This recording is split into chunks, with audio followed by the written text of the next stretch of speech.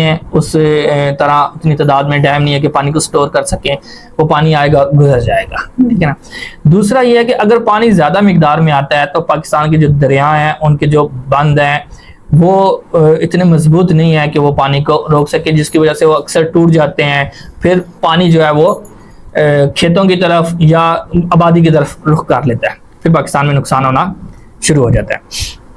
इसमें फिर वही PDMA वाला सिस्टम आ जाएगा कि पाकिस्तान में वो अर्ली अलर्ट सिस्टम जो है उसको ऑन रखना चाहिए, उसको एक्टिव करना चाहिए, ताकि अगर इस तरह की सूरत हाल हो तो पहले जो करीबी इलाके उनको खाली करवा लिया जाए, फ़ौरन से पहले खाली करवा लिया जाए। जब वो खाली करवा लिया जाएगा तो फिर नुकसान कम से कम होंगे। अब सूरत हाल पे ये आते हैं कि जी इस पे पाकिस्तान को करना क्या चाहिए।